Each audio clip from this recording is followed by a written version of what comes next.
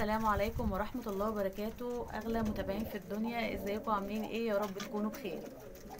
جايه لكم فيديو جديد بقى، يا رب ينال اعجابكم بعد غياب شوية حلوين. يعني معلش يا جماعة، بصراحة نفسي مسدودة خالص عن التصوير، لا مشاهدات ولا لايكات ولا تفاعل معايا. هم بس حبايبي الداعمين الدائمين ليا هم اللي موجودين معايا. فبصراحة عندي فتور كده من القناة وملل، يعني مش عارفة بقى، غصب عني ده بيحصل يا جماعة. احنا لسه في البداية، فمحتاجين دعمكم لينا، فمش بنلاقيه، فتعب التصوير وملل بتاع تحميل الفيديوهات، فالامر بيكون صعب علينا يعني.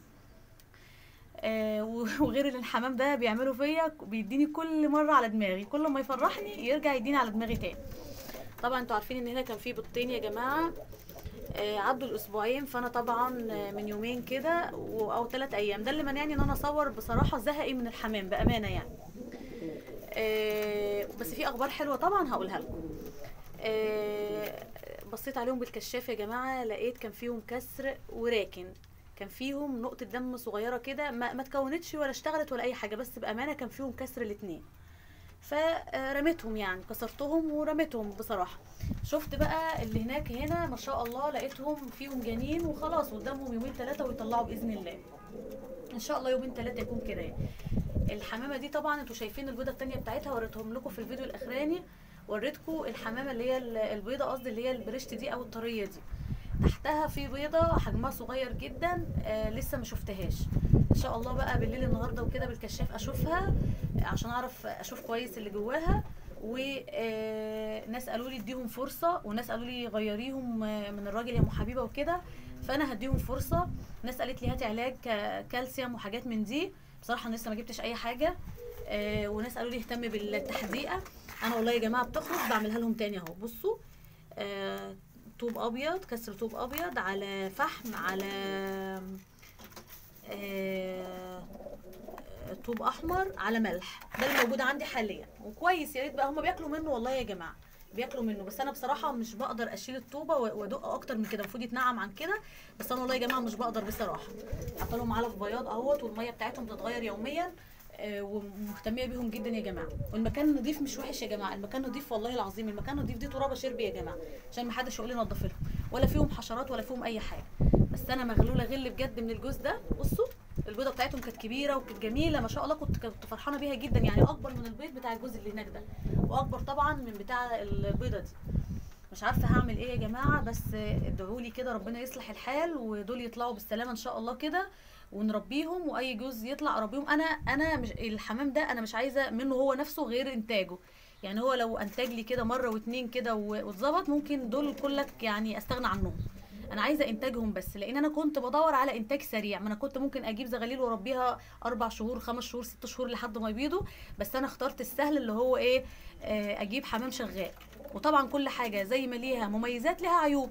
يعني مميزات الحمام الشغال ان هو هيبيض على طول، بس الله اعلم بقى زي البطيخه، يا قرعه يا حمرا زي ما بيقولوا. وهو ما شاء الله الجوز ده حلو، وانا يعني الجوز ده انا شايفاه من يوم ما جه ان هو احسن حاجه عندي. فادعوا لي كده ربنا يصلح الحال، وربنا يهديني كده وانزل لكم فيديوهات كل يوم. طبعا الفيديو ده فيه خبرين حلوين. اول حاجه اني انا لقيت فرخه من اللي كانوا واقعين. مش قلت لكم قبل العيد كان واقع فرختين، واحده عرفت اجيبها والتانيه ما لقيتهاش؟ لا بقى يا جماعه، التانيه جات لي امبارح اللي هو كان يوم الاربع. لقيت ابني كان في الشارع بيشتري حاجه من السوبر ماركت، ففي ست ندهت عليه قالت له ادي الفرخه دي لماما، وقول لها ان هي كانت عندي بقالها فتره من قبل العيد، واحنا في اجازه العيد كده ما كناش فاضيين، فكنت باكلها. والفرخه جايه لي ما شاء الله حلوه وتقيله وشبعانه وحويصله مليانه، كتر الف خيرها بصراحه. قال لها يا طنط طب كان في ديك احمر واقع عندكم؟ قالت له ايوه كان في ديك احمر كبير كده واقع عندنا، وقع على السطح عندنا، حاولنا نمسكه ما عرفناش، وجرى في البلد من جوه كده راح بعيد. فبصراحه احنا ما اقول لماما ان احنا ما عرفناش نجري وراه، ما حاجه مش بتاعتهم مش هيجروا وراها، كتر خيرهم، بس يعني كتر خيرها ان هي قالت لي. فالحمد لله تركي كده ما فيش حاجه كلته يا جماعه، تركي عايش وعند حد في البلد من جوه. فقلت لابو حبيبه بقى وباسال، وانا سالت كذا حد والله. ادعوا لي الاقيه يا جماعه، ادعوا لي انا الاقيه. انتوا عارفين الديك ده اثر فيا، يمكن اكتر حاجه مخلاني مش عايزه اصور هو يعني. تاني حاجه بقى تفرح، انا كسبت مع قناه مسابقات وفوازير عبد الله بن الكويت 1000 جنيه يا جماعه، ووصلوني امبارح. هو بعتهم لام عمرو، صاحبه قناه تحديات ام عمرو، عشان في تواصل بينهم، بيبعت لها على البنك وهو من الكويت، وهي بعتتهم لي على فودافون كاش. بعتت لي ال1000 جنيه يا جماعه جايزتي.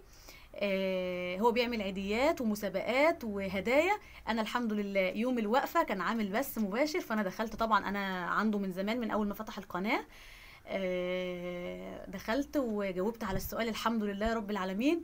كنت رقم 7، يعني اول ورقه هو بيسحبها بيكون ليها نصيب 3 ورقات يسحبهم في السحب يعني، وتاني حد بيجاوب بيكون ليه ورقتين.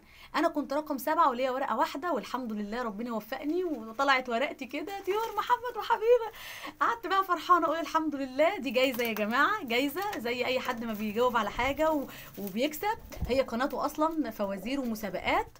ربنا يكرمه يا رب، ووعد ووفى وصدق معايا وبعت لي ال1000 جنيه، بعتهم لام عمرو، قناه تحديات ام عمرو، قناه جميله جدا يا ريت تشتركوا فيها. طبعا خسران اللي مش مشترك عند عبد الله ابن الكويت. هو مش محتاج دعايه مني على فكره، ولا يعرف ان انا هقول اسمه ولا هجيب سيرته، فهو مش محتاج دعايه. قناته 60,000 مشترك، عملهم يعني في 7 شهور ولا في 8 شهور، فما شاء الله عليه، الناس بتحبه وهو كريم وبيوفي ويوعد. وانا كسبت جايزه يا جماعه، والله جايزه، جاوبت على سؤال والبصوص موجوده تقدروا تشوفوها يعني. فانا مبسوطه قوي، والفلوس وصلتني امبارح الحمد لله، والله العظيم انا فرحانه قوي ان انا كلكم يا جماعه حبايبي اللي بيحبوا ام حبيبه خشوا اشتركوا عنده. حتى اللي مش عايز ومش محتاج الجوائز ومش محتاج المكسب يكون موجود مع عبد الله يدعمه يعني، وهو مش محتاج دعم من حد بجد، هو مش محتاج يعني، ما شاء الله هو محتواه وقناته قادره ان هي تبقى مليونيه باذن الله. ربنا يكرمك يا عبد الله ويحبب فيك خلقه. من مشى في الارض جابرا للخواطر ادركه الله في جوف المخاطر. ربنا يبعد عنك الناس الوحشه، الناس السبابه، ويخلي لك حبايبك ومشرفينك وجمهورك العريض في كل دول العالم. تعالوا بقى نشوفوا الفراخ. انا فاتحه ما فتحتش لسه عليهم، بس حاطه لهم بواقي كده، قشور بيض واناناس وحاجات من دي، وعلف بياض، وحاطه لهم الميه وكله تمام. تعالوا بالراحه بالراحه بالراحه. الفرخه يا جماعه اللي كانت عند الست ما شاء الله اهي، اللي الطربوش بتاعها من فوق معوج دي، بصراحه احسن فرخه في الفراخ كلها، وزنها حلو قوي ما شاء الله، كانت بتغذيها كويس، كتر الف خيرها والله. بسم الله ما شاء الله. لسه 4 بيضات بس اهمت، ادي 1 2 3 4 ما شاء الله زي الفل. انا جايبه امبارح 8 بصراحه، عماله اجيب 9 8 7 10 11 في الرينج ده كده ما شاء الله زي الفل اهو. دعواتكم لينا يا جماعه بصلاح الحال، وادعوا لي كده ربنا يوفقني ويصلح حالي ويوسع ارزاقنا جميعا. الرزق والله بيجي يعني بصراحه من حيث لا نحتسب، الحمد لله يا رب العالمين. بحبكم يا جماعه كلكم، بحبكم في الله. الفيديو طول، انا مش شايفه، انا قاعده في الشمس مش شايفه الفيديو كام دقيقه بصراحه، مش شايفه كام دقيقه، بحاول اشوف. هو 8 وشويه على ما اعتقد. خايفه يفصل قبل ما اودعكم.